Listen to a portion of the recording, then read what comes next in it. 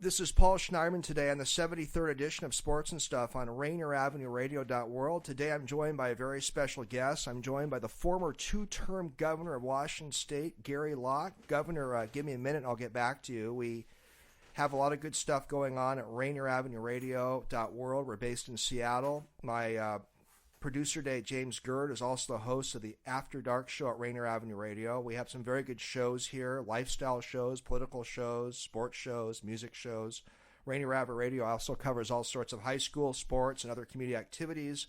My Sports and Stuff show has been around now for over 2 years, having a lot of fun. I practice law in Seattle. I've been doing this show as a hobby. You can follow me on Facebook and Twitter at plslawoffices.com. Well, Governor, let me get back to you. I will give you a little introduction. I did the same for a few of your colleagues, such as Slade Gordon and Dale Constantine. Governor Locke, of course, served for 2 terms as the governor of Washington State. He was the first Chinese American to serve as a governor of a U.S. state. Governor Locke also served as U.S. Secretary of Commerce, and he was a U.S. ambassador to China during the Obama administration. Governor Locke also served as a member of the Washington State House of Representatives and as the executive of King County. And the governor came across all sorts of sports-related issues in his career. Franklin High School graduate, a Seattle guy. He now works as a senior consultant at Davis Wright, a prominent law firm. Well, Governor, thank you for coming on Sports and Stuff on Rainier Avenue Radio. It's my pleasure. It's great to be on your show. Well, I really appreciate coming. We had a chance to meet a couple times over the years, and it's fun to have you on my show. Well, Governor, I actually asked you this question once at an event. You may not remember it, but do you prefer that I call you Governor? Would you prefer Mr. Secretary or Mr. Ambassador? Well, Gary's fine, but former U.S. Senator Slade Gordon actually says that Governor is the more appropriate title, but that's okay. I go by Gary. I go by Hey You. Well, thank you, Gary. I'll probably still call you Governor, but I enjoyed your feedback there. You've had a long career in public service, and you held various political offices. How did you get the bug to go into politics as a young man? Oh, wow. When I was growing up, I never thought I'd ever be involved in politics or government. I just, was active in the Boy Scouts and everything, and then didn't even know much about Washington State politics or government, and just went to law school, thought I'd be a community lawyer, ended up as a King County prosecutor, prosecuting people for murder, robberies, and drug offenses, and violent crimes. And then I just started helping out people, campaigning and volunteering. Norm Rice, when he ran for city council, Dolores Sabonga, when she ran for city council, and people who ran for mayor and things like that, and just got very active. And then people kind of said, "Hey, Gary, you should run for office." And I knew nothing about the Democratic Party or district meetings or the party structure or anything like that.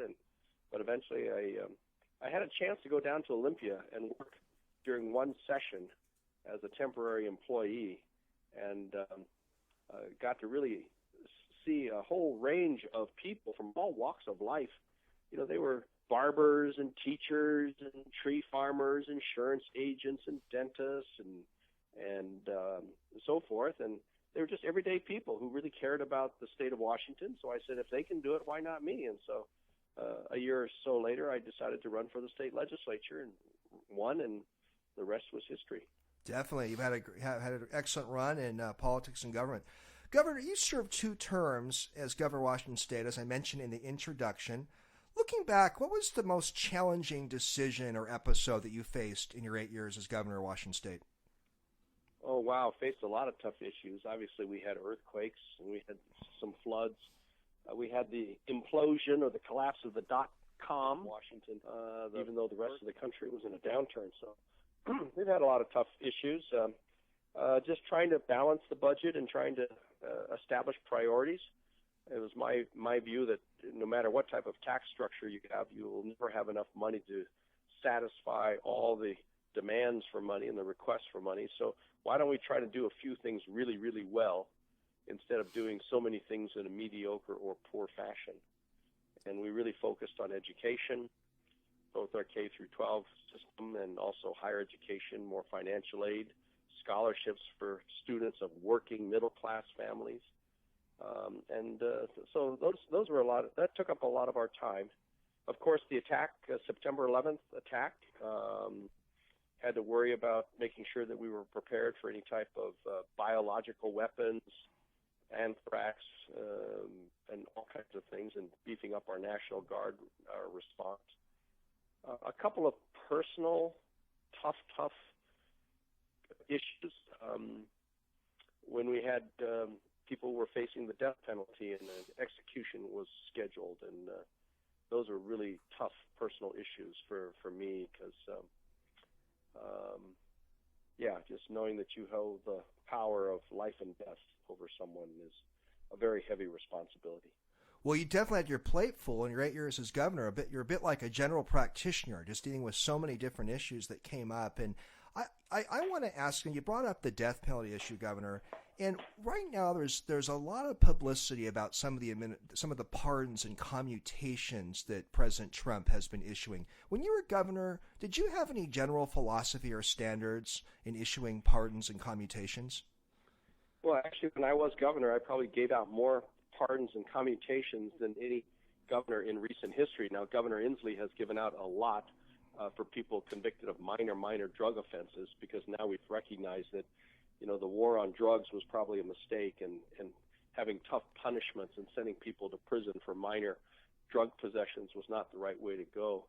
So he's made a pardon or commuted the sentences of a lot of people who were involved in those drug offenses. But I pardon a lot of people for more serious crimes. Having been a prosecutor, I often felt that our criminal justice system was a little bit too rigid. We have sentencing guidelines to provide more uniformity and consistency in sentences that are administered by judges across the state. I mean, there are some parts of the state where the judges had notorious reputations for throwing the book at people, right, for even minor offenses, or even providing unequal sentences based on a person's race or income level. And I supported, as a prosecutor and as a legislator, having more uniform sentences to ensure consistency among judges. But sometimes I think we went too far and took away all discretion from the judges. I mean, judges are not robots. I mean, they're not a computer. We need to take into account some of the circumstances, individual circumstances of a person who's committed a crime. And we should give the judges a little bit more discretion in imposing a more balanced, thoughtful sentence that enforces the community's expectations that people are to be held accountable, but also taking into account the impact on victims, but also in a way that can hopefully rehabilitate the individual and get them back onto a life of contribution to society after they have served their sentence. And so I commuted and pardoned a lot of people who I felt sometimes the sentences were too harsh. So that seemed to be a criteria for you, Governor, in those types of decisions, is looking at the severity of the sentence. This is Paul Schneiderman of Sports and Stuff on RainierAvenueRadio.world with former U.S. Ambassador, Cabinet Member, and Governor Gary Locke. Well, Governor, you mentioned one of your successors, Governor Inslee, today, the current governor of Washington State, and I believe this morning Governor Inslee made a major announcement that he would be restricting gatherings of more than 250 people at sports events and other activities in King, Snohomish, and Pierce counties. Are you supportive of the governor's decision today? Well, I haven't read all the details of it, and I'm not sure exactly how long it will last. But I think obviously we need to try to get ahead of this virus and how fast it is spreading, and how people are somehow passing it on, and we don't know where they got it. And the problem with this is, unlike the flu, when you have the flu and you're feeling under the weather, you know you're sick, you know you're contagious, and you stay away from people, you stay home. And if you even go out and about, people kind of recognize that you're looking and kind of bleary and tired and coughing and maybe just runny nose and everything, and so they know to stay away from you. But in this coronavirus, a person could be standing next to you perfectly healthy, and yet is actually spreading the disease. So who are you supposed to stay away from? Everybody? That's the hard part about this coronavirus. And so we've got to figure out how we can stop the transmission, or at least slow down the transmission until we can have better protocols in place. So the governor needed to really step forward and to come up with these policies and restrictions, at least in the areas of the state where we are seeing a huge number of cases. So that's King, Pierce, and Snohomish County. And let's just hope that we can kind of start controlling this. I'm not sure they'll be completely controlled.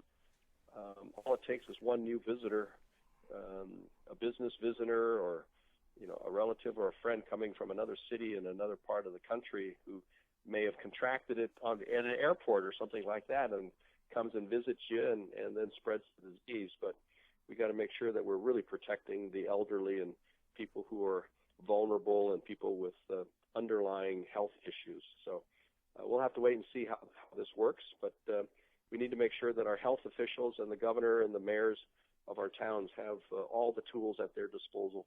Absolutely. Very nerve-wracking times. One thing that came up on one of the networks today, Governor, a lot of restaurants are taking a hit right now. Would you support any kind of FEMA style or any kind of relief for some small businesses that are being affected by the coronavirus?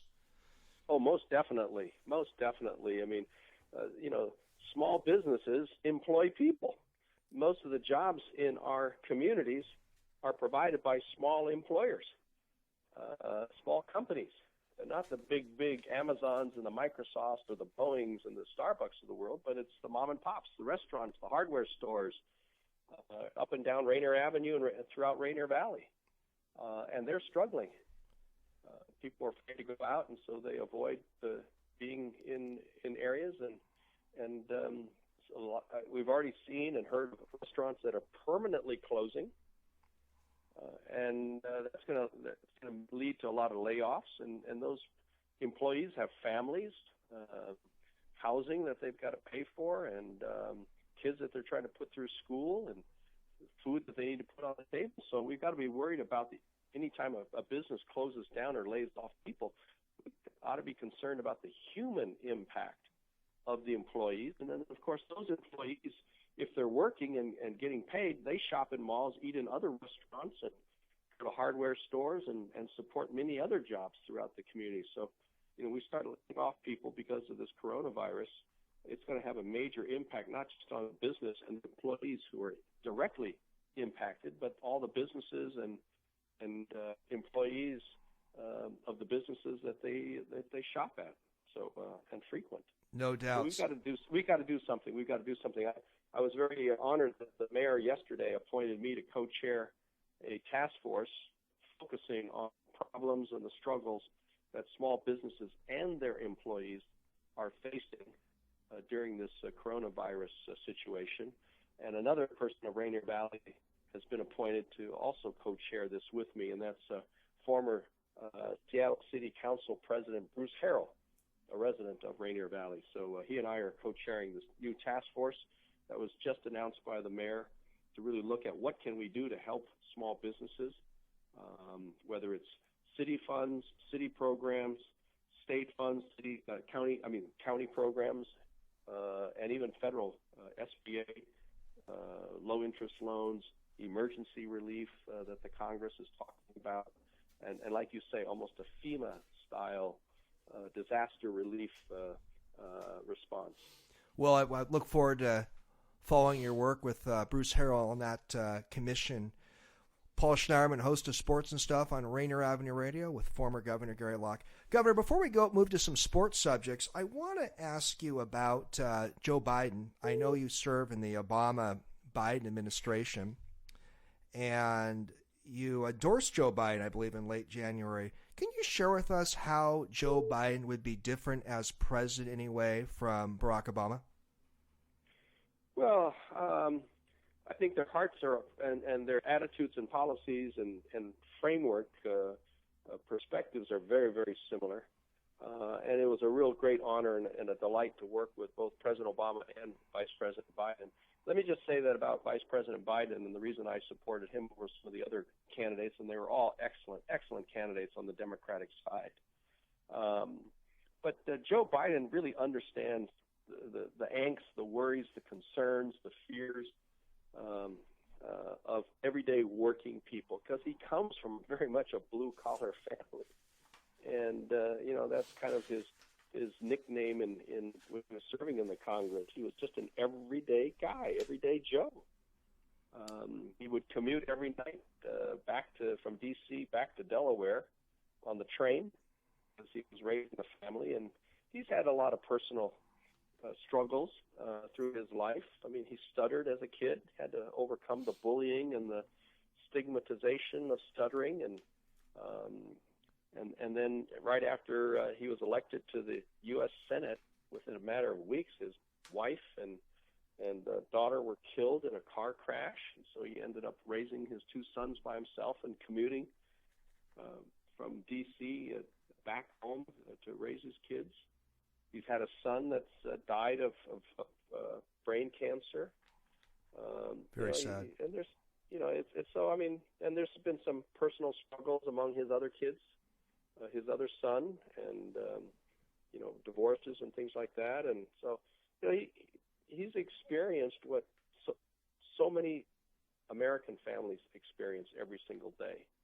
And so I think he understands, where Americans are coming from. They want to live by the rules, and they want an opportunity to get ahead.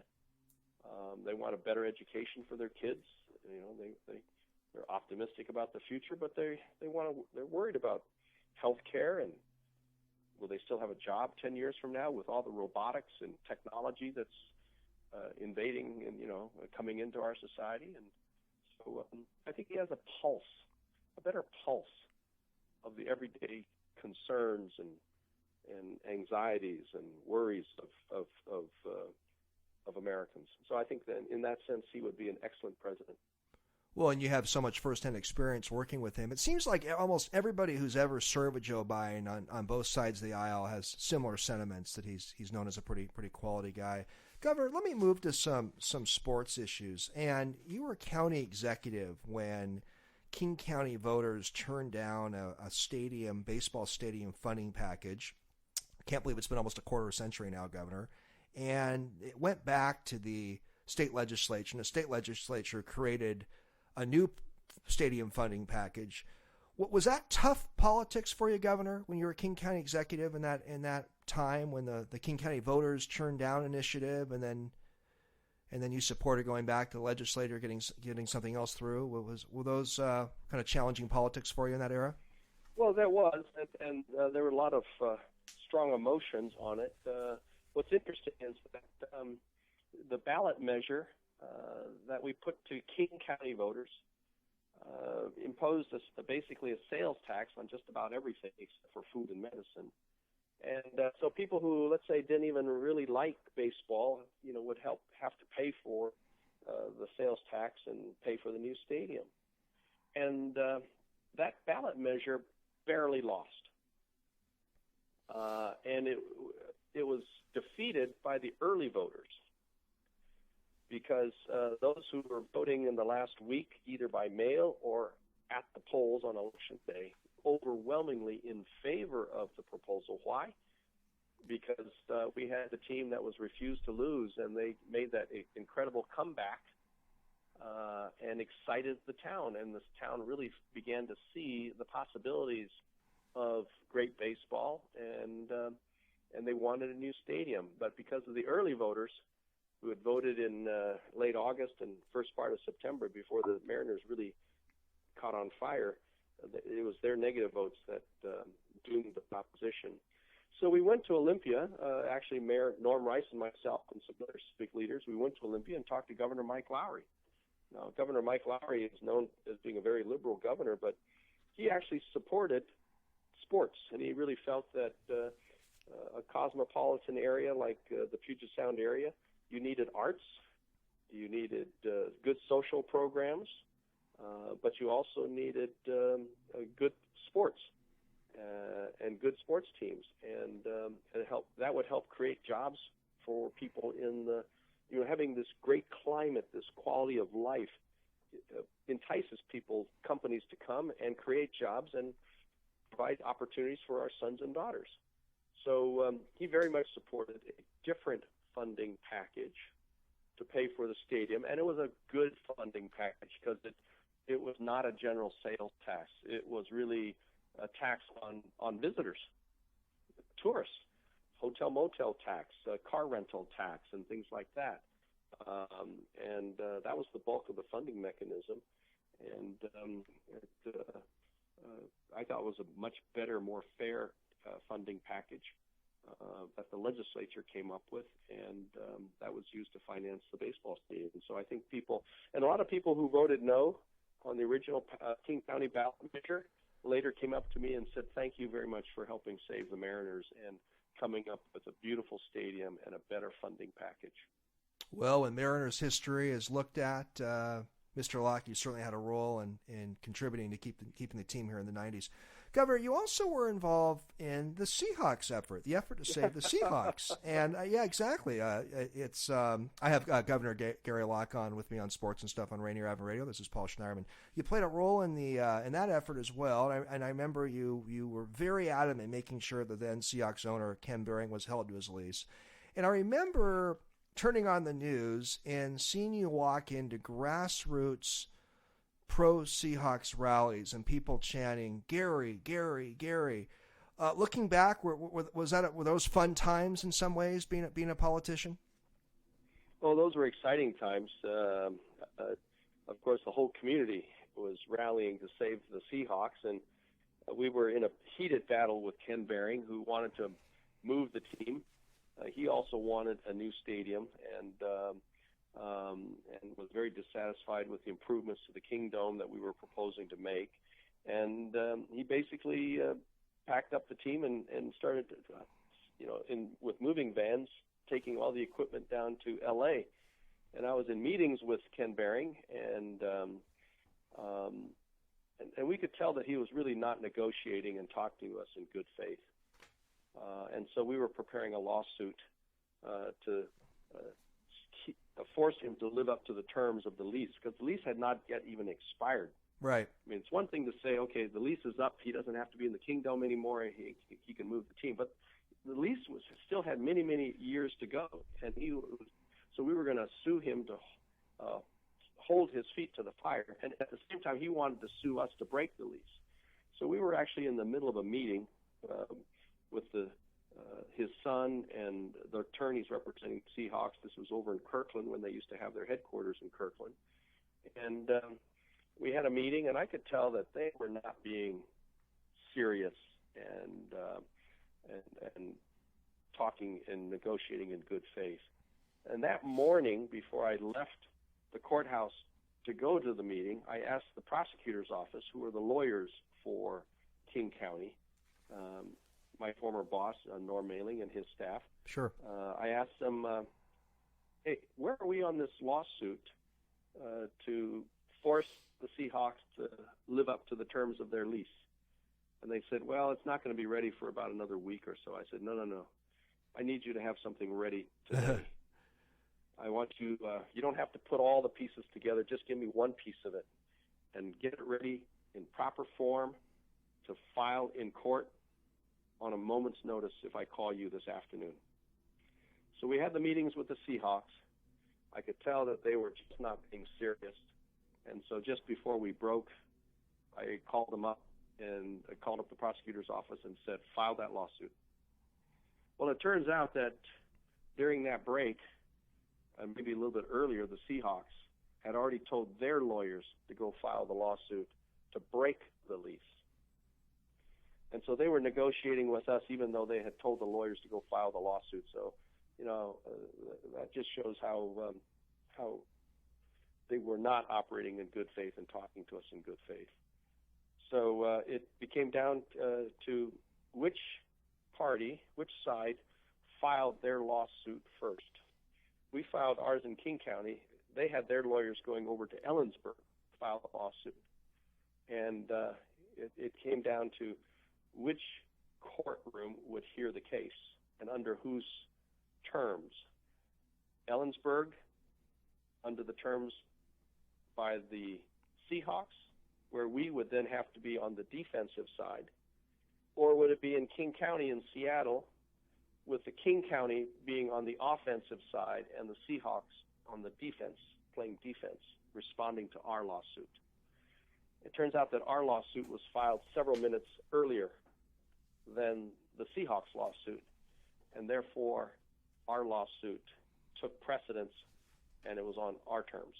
Amazing. Played a big role in keeping the team here. Governor, we have less than a minute left. There are many people in the Save Our Sonics movement said, I actually remember a person saying, we need a Gary Locke. We need a Gary Locke here to support the people trying to keep the Sonics in sale. Looking back, do you think our government, you would have done some things differently in the Save Our Sonics cause if you had been governor at that time? Well, I wasn't really here during all of that, and I was just so saddened to see the Sonics leave, and I don't know how much effort was made by Howard Schultz to allow local people to buy the team. I wish that we had local buyers, because when I heard about, can't remember the guy's name, from Oklahoma City. Clay Bennett. And he made Clay Bennett, and he made a presentation to the downtown business and civic leaders. I could tell that he was intent, despite whatever he was saying, that he really wanted to move the team, and he was going to move the team. And so that was a really sad day.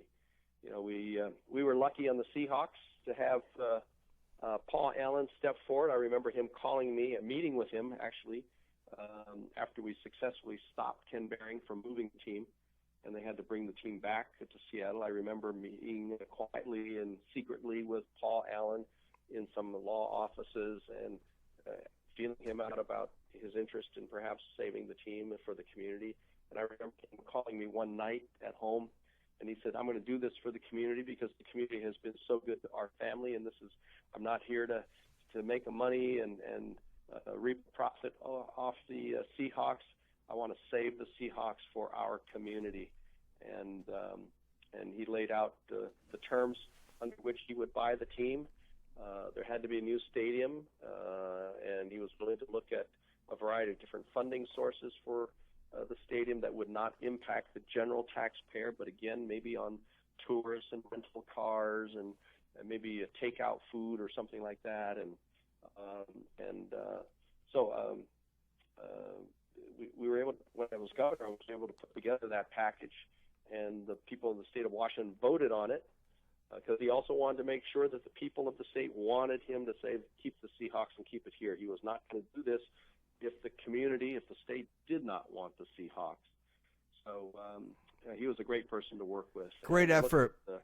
Look at how much our community loves the Seahawks, and you got 12 flags all over the place, and people really cheering on the Seahawks. And they've done so much for the community. They are so involved. The players visiting hospitals, going to schools, encouraging kids to study. They really give back to the community. So that was great. And but we need to bring back the Sonics. No doubt about. We need to bring back the Sonics. Governor, I remember going to that parade in downtown Seattle when they won the championship. So we need another basketball championship, the way we've had with the Storm. I mean, the Seattle Storm have been great. Several. Governor, I really enjoyed having you on. Championships. I hate to cut you off. We got to conclude the interview. Wonderful to have you on. If I had more time, I could talk to you for hours. But thank you so much for coming on Sports and Stuff. My pleasure. You Great take care. being with you. You too. Thank you so much. Bye-bye.